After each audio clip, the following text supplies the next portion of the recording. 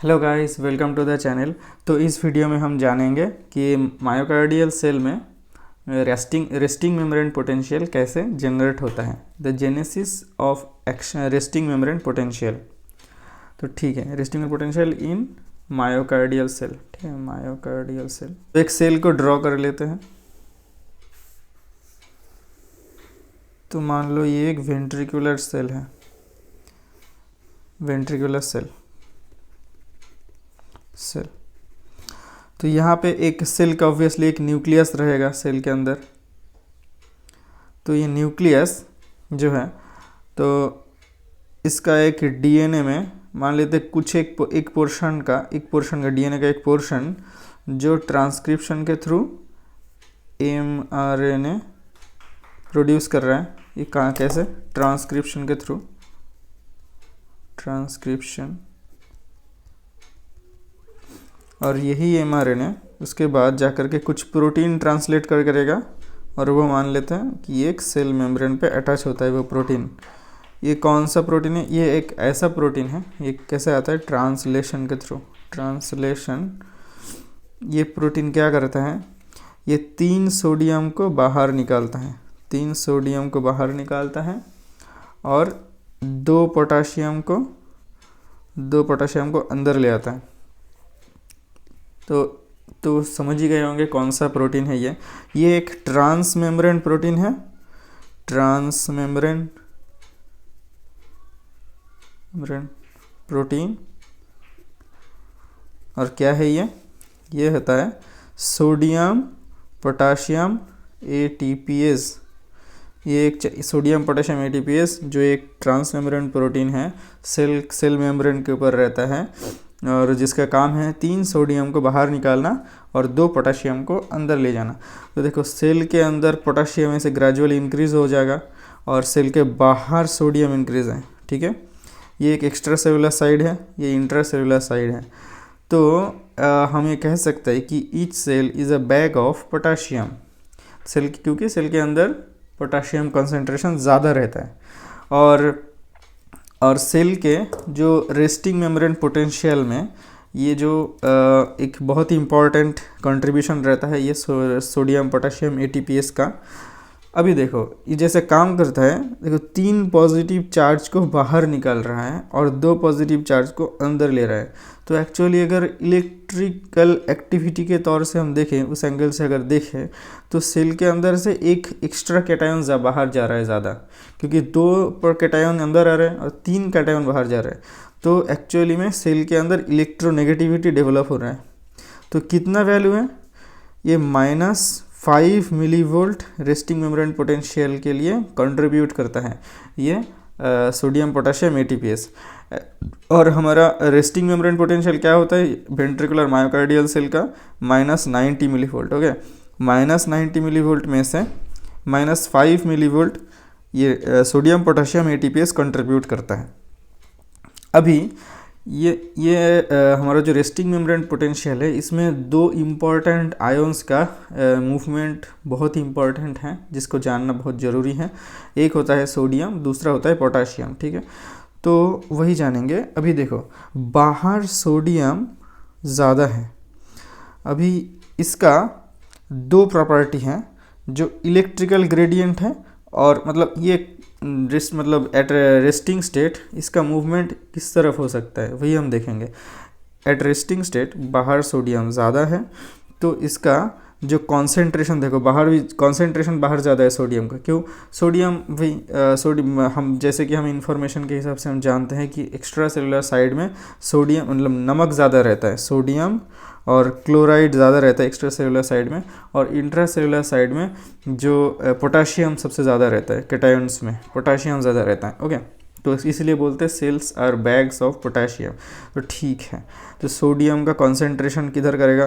Concentration gradient काम किधर करेगा? ये सेल के अंदर की तरफ करेगा। ठीक है, और सेल के अंदर सोडियम पोटाशियम एटीपीएस के लिए नेगेटिविटी जनरेट हुआ है।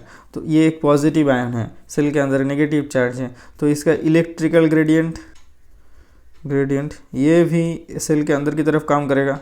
ठीक है, तो एक्चुअली जो दो ग्रेडियंट होता है, एक आयंस का, एक कॉन्सेंट्रेशन ग्रेडियंट और इलेक्ट्रिकल ग्रेडियंट, दोनों को एक साथ मिला करके बोलते हैं इलेक्ट्रोकेमिकल ग्रेडियंट, ठीक है, इलेक्ट्रोकेमिकल ग्रेडियंट, ठीक है।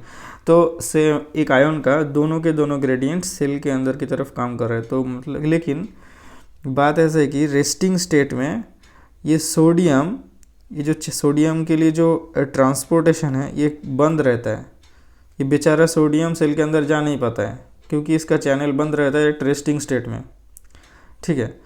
तो लेकिन याद रखना है इसका ह्यूज टेंडेंसी रहता है सेल के अंदर जाने का, क्योंकि ये दोनों के दोनों ग्रेडियंट सेल के अंदर की तरफ ही काम करते हैं।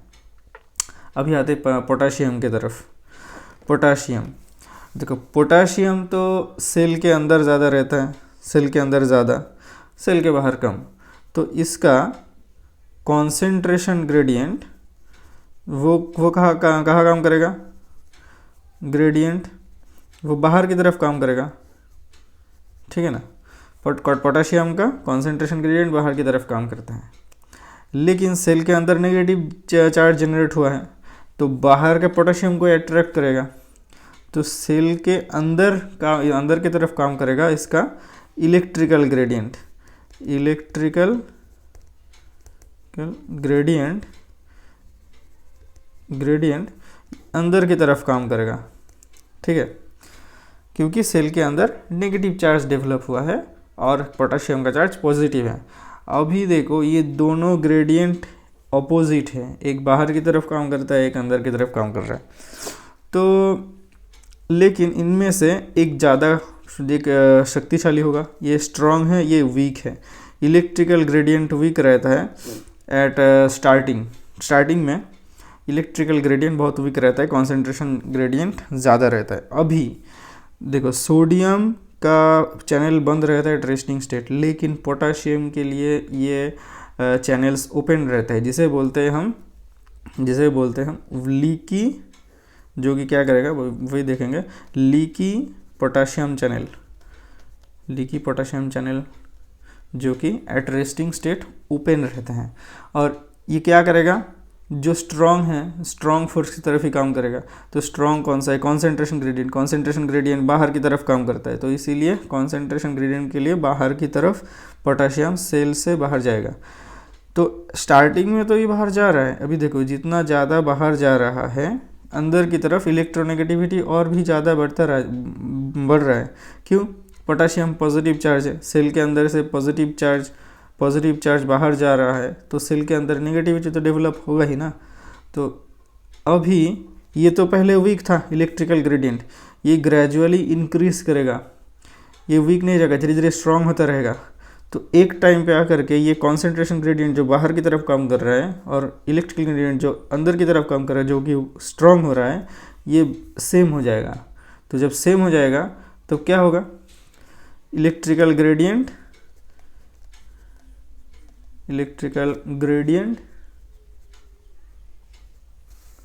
और तुम्हारा is equals to concentration gradient होगा एक टाइम पे। तो तब पोटाशियम मूवमेंट बंद हो जाएगा, स्टॉप्स। इस पोटेंशियल, कौन से पोटेंशियल में वो होगा, वो -90 मिलीवोल्ट में होगा। -90 मिलीवोल्ट पोटेंशियल पे ये मूवमेंट पोटाशियम का वो बंद हो जाएगा, क्योंकि कंसंट्रेशन ग्रेडियंट और इलेक्ट्रिकल ग्रेडियंट दोनों अपोजिंग फोर्स सेम हो गए हैं, इसीलिए वो ट्रांसपोर्टेशन बंद हो जाएगा। इस पोटेंशियल का एक स्पेसिफिक नाम दिया जाता है, इसे बोलते हैं पोटाशियम के इक्विलिब्रियम पोटेंशियल। इक्विलिब्रियम